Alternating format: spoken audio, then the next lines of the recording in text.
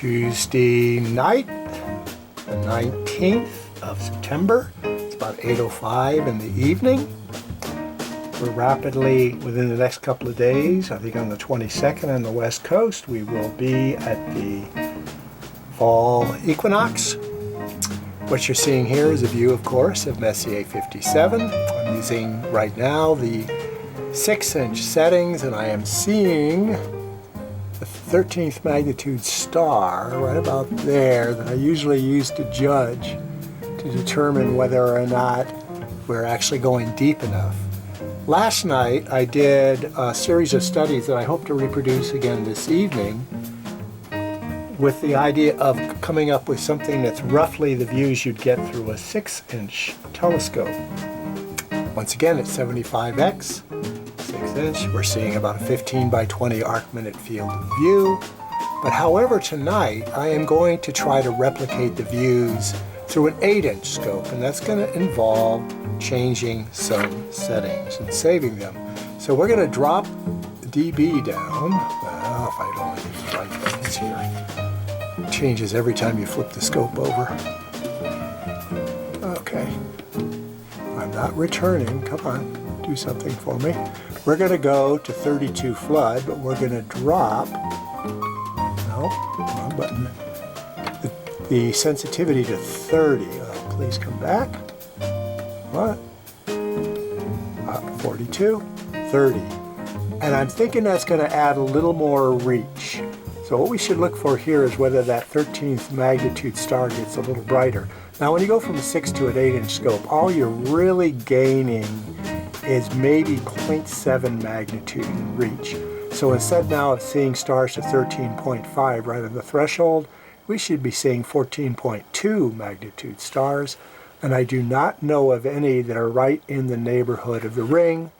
Let's just hope that these settings, which are arrived at purely by basic calculation, are pretty close to what we would see through an 8-inch scope, and we'll resume our tour of the evening. So there's the Ring Nebula, Messier 57, with settings that approximate to that of an 8-inch scope. And let us go ahead and move to Messier 56 globular cluster. Okay, it should take about 4 seconds instead of 3 seconds now for the cluster to be formulated on the screen, so I initiated as soon as it came to a stop. And you know what? It seems to be taking longer than that. So possibly it has to do with image stabilization algorithms that have to be run.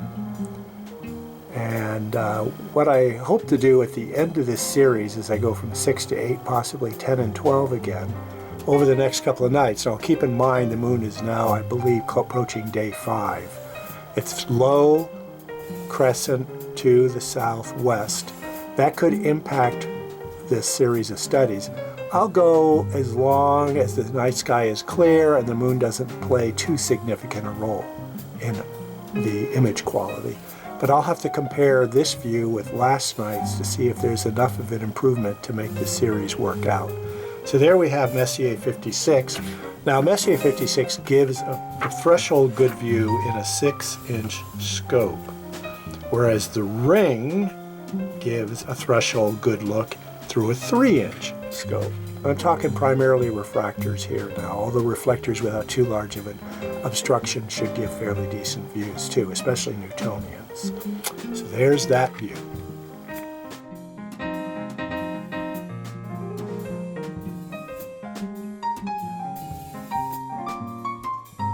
And here we have Messier 22. Now one of the things I've noticed right up quickly about it, now remember Messier 22 should show a few stars resolved with a vague core through a 2-inch scope but operating at least 1 millimeter exit pupil. And what was that? 50 millimeters, 1 millimeter, 1 into 50 goes 50 times. So yeah, that would require 50x. One of the things I'm noticing tonight in this 8-inch equivalent view is we are starting to see some of the nebulosity towards the core, which means we're seeing a little deeper than we did with the 6-inch scope. So far, I seem to be validating the notion that we have increased the aperture equivalence of the Rev2 imager by dropping the decibel sensitivity slightly but doubling the exposure time. So there's our view of Messier 22. Well, that almost rhymes.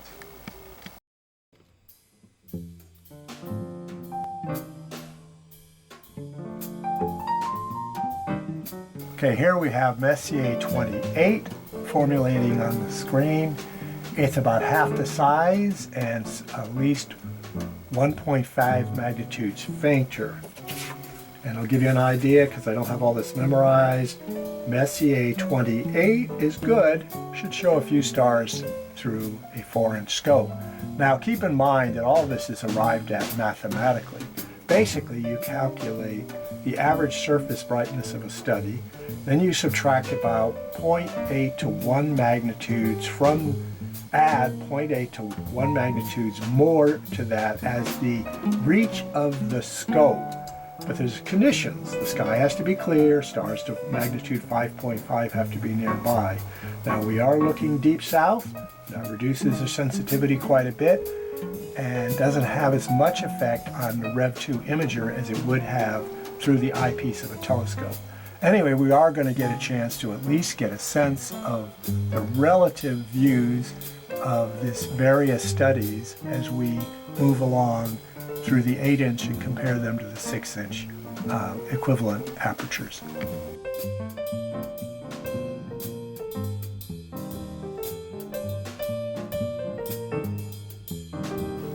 Here we have Messier 8 formulating on the screen, and it is definitely larger and brighter to the core than it was with the 6-inch settings. Messier 8 should give some sense of the nebulosity if you're looking through a 4-inch scope under dark sky conditions. As already mentioned, 5.5 stars in the neighborhood.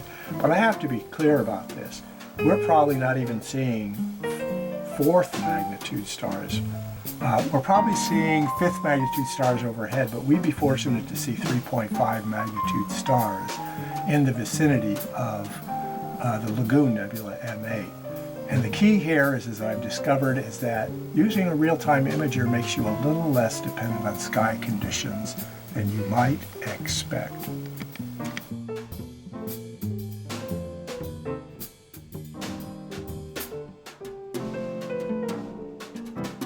What we're having here is a view of Messier 20, the Trifid Nebula. Now this is an 8-inch optimized scope view. Now notice we're really getting a sense of the nebulosity and even some of the darkish, cold dark lanes that exist inside the nebulosity, at least as far as I can tell from where I'm sitting. So the settings on the Rev2 system right now are basically optimized as the lowest aperture that would give you a satisfying look at the Trifid Nebula. And so I'm kind of getting a sense of that because last night with the 6-inch settings, all we did was, at best, we got some vague nebulosity associated with it. Once again, it's nice to have something you can see to magnitude 14, although it's more likely to be 13 or something down low in the sky like this. But anyway, so this is actually quite instructive to do this, to get a sense of how different settings would render different views of deep sky studies of different types.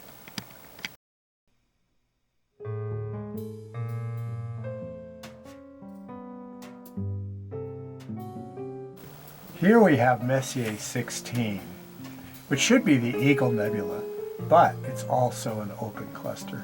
So the calculation for Messier 16 is not based on the average surface brightness of the nebulosity. In fact, you don't really get a good view until you practically double the aperture of the current settings. What we're basically doing is, because the magnitude of the open cluster was folded into the nebulosity, we are getting the open clusters calculation, I believe. And the open cluster should give a decent view with a 4-inch refractor. So there we have it.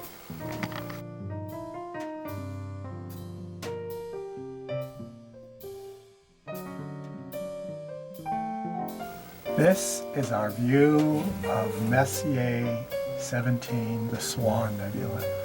This gives good views in a 6-inch scope. A 5-inch scope is probably the minimum aperture to get a really good sense of it. But I also have a sense that you're going to still get a good look at low power. That's the thing to keep in mind. If you have a smaller scope, sometimes, depending on the average surface brightness and the size of whatever you're looking at, especially nebulosity, if you drop the magnification way down, you can get some really good views. And as I've recommended before, while you can see it up there, the veil level, you can encapsulate the entire 2 degrees with a 3-inch or 4-inch scope at 25 to 30x, especially with a wide field eyepiece. So 30x and a 4-inch scope and a 60-degree field wide eyepiece should give you the entire veil complex, which is an exploded nova that occurred about 15,000 years ago. But here we have a view of a 5-inch study that's giving a great view through an 8-inch equivalent aperture settings on the red tube.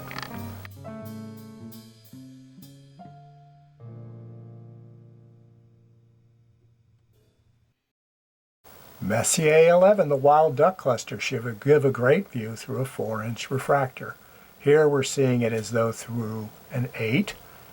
More stars are apparent. Stars down to magnitude, well, given the sky position, I'd say magnitude 13 should be easily resolvable through an 8-inch scope, looking from 45 degrees north, as I am right here, right now, when the M11 is just around culminating. It's just a little past it, actually.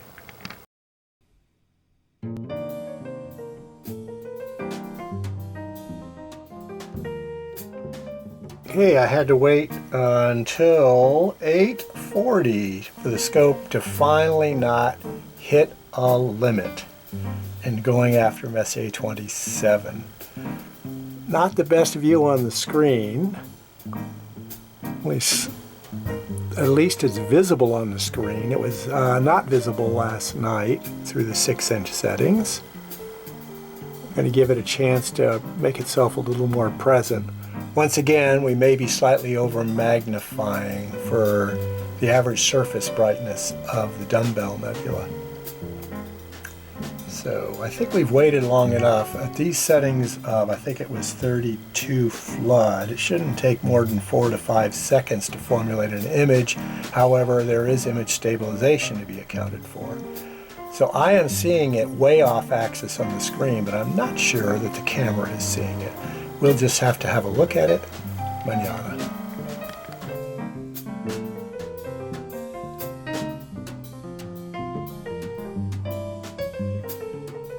Okay, here we have Messier 71, a globular cluster, which should give a good view through a 3-inch scope. Once again, operating at 1 millimeter exit pupil. Yeah, it should be about this magnification here.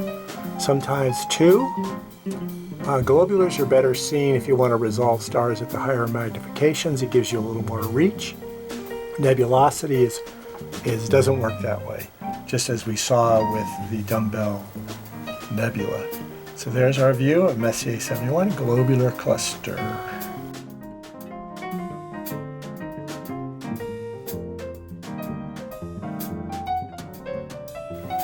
And here's our view of Messier 15, a small compact globular cluster. And Pegasus, I believe. It's a good look through a 3-inch telescope, probably at higher magnifications. You know, I don't know that we're getting that good of a look here. We'll have to compare it with the 6-inch view, but I am seeing a number of resolved stars outside the perimeter of the core. I hope you're seeing it too. Okay, let's watch this one take form on the screen. It's a rather glorious spiral galaxy, NGC 7331, and I will give you the data on this one. Now, frankly, I'm surprised that this particular galaxy was not entered into Messier's catalog, which consisted of 110 studies, a couple of which were rather bogus. But anyway, NGC 7331 is a galaxy in Pegasus, magnitude 9.5, possibly because it's so large, 10.2 by 4.2 arc minutes, spiral with a large bar, 46 million light years distant, plus 34.5 degrees. It's just now entered the middle third of the sky. I am hoping we've got a view of it. We did not get a particularly good view of it last night at the 6-inch settings.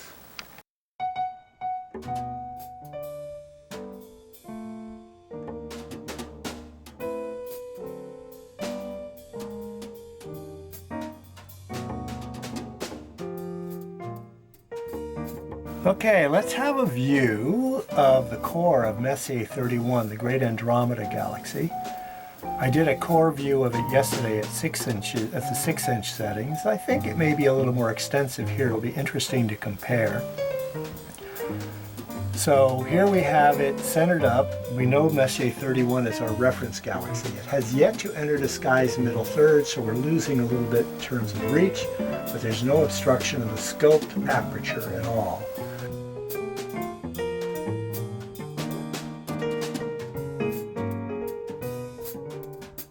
I'd hoped to exit out on Messier 33, the Triangulum Galaxy, but it's a little too early in the evening for this. So instead, we'll exit out with Messier 57 again, but this time using 10-inch settings instead of 8. Basically, that's operating at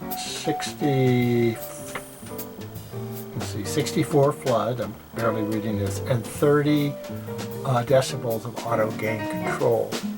So here is where we should start seeing evidence of that central star, although it appeared to almost be present under the 8-inch settings earlier in the evening. The stars still look very nice around it. They're not bloated out. There's no doubt a few more of them than we saw with either the 6 or the 8-inch settings earlier.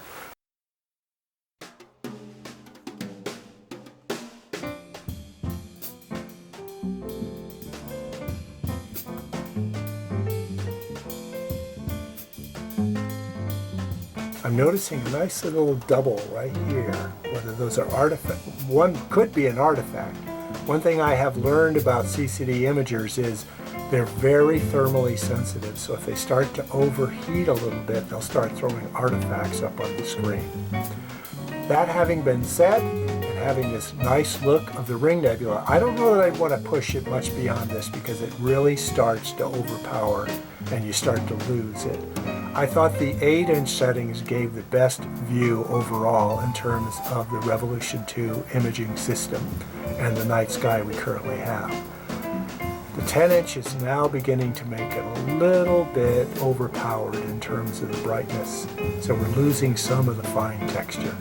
Anyway, SA 57, we salute you. Carpe Noctem.